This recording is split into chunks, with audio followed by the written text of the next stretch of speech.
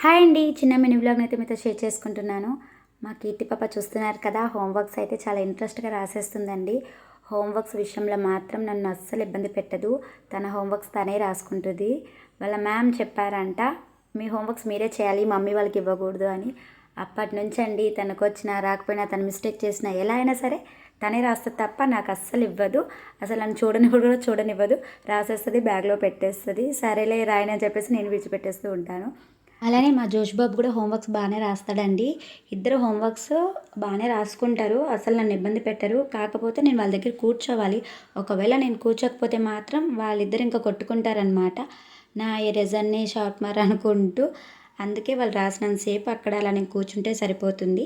ఒకసారి హోంవర్క్స్ రాసేసిన తర్వాత పాప అయితే స్లేట్ వర్క్ చేసుకుంటుంది. బాబు అయితే ఆ రాసినవి రీడ్ చేస్తాడు. రీడ్ చేసి నాకు అప్పచెప్తాడనమాట. ఇదేనండి చిన్న మినీ బ్లాగ్. నచ్చితే ఒక లైక్ చేయండి. Thank you for watching.